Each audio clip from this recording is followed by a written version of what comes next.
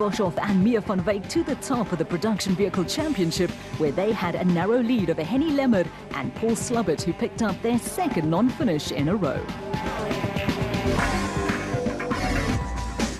After a 10-year association, South African Off-Road Racing parts company with ABSA at the end of the season and will move into a new era with new sponsors.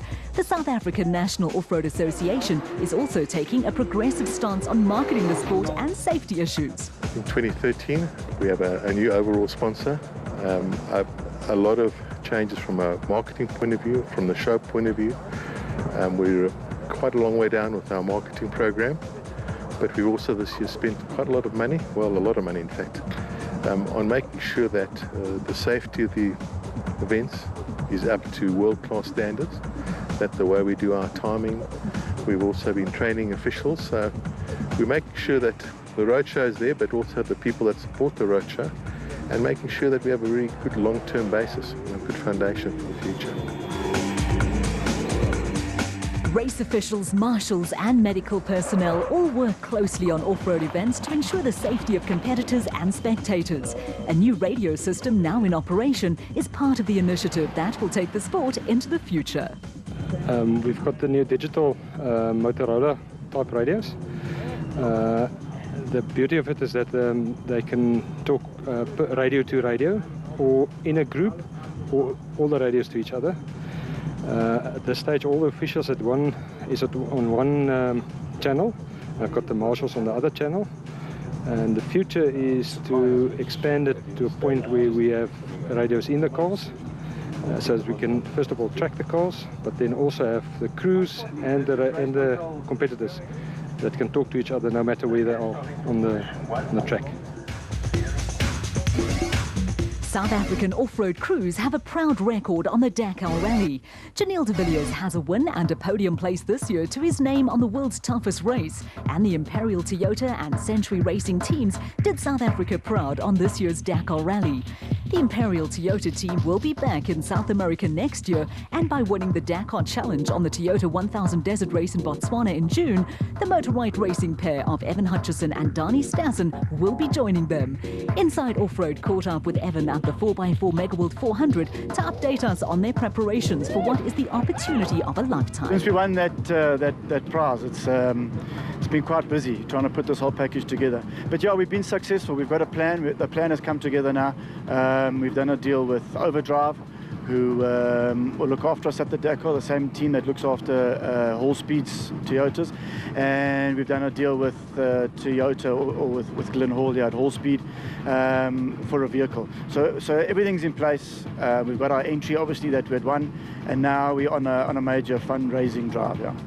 Although he is a highly experienced former South African champion, Hutchison has no experience in driving 4x4 production vehicles in race conditions. But where Evan is concerned, self-confidence is a commodity that has never been lacking.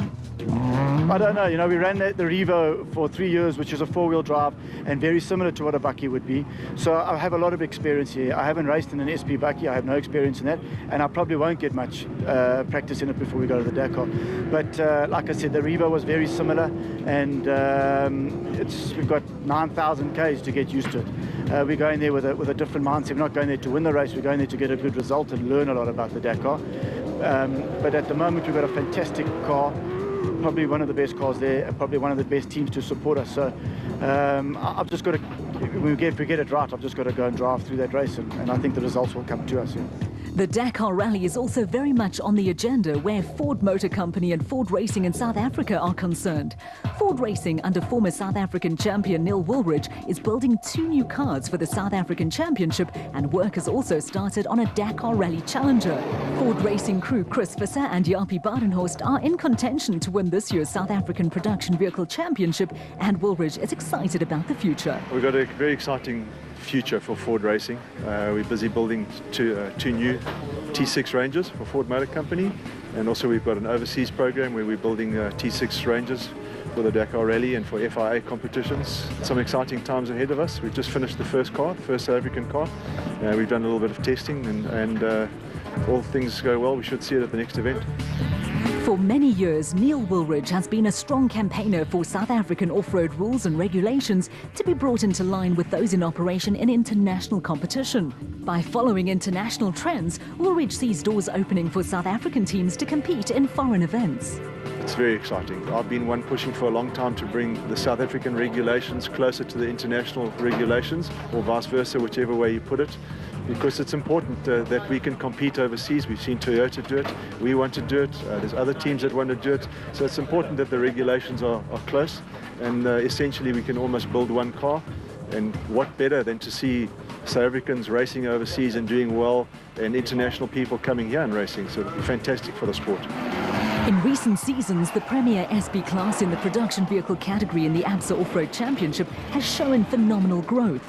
With 2 new Ford Racing entries coming on stream, the team's current cars will be made available to privateers.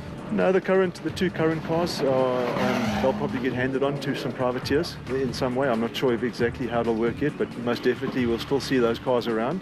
And then we'll have 2 new T6 Rangers for next year.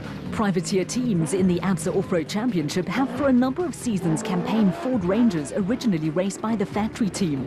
The Rubicon, Unifreight and Transcore teams currently run Ford Racing Rangers built in Pietermaritzburg. I think everybody knows my stance in that we've got to grow the sport, and we've done that fantastically. If we look at the last event, I think we had nearly 90 entries, and we've got to get more youngsters and more cars out there. And I've look at the SP class today. I think we've got 5 Fords alone just in the SP class, and that's great. And if we can have another 2 next year at least in the hands of some more youngsters or privateers, fantastic.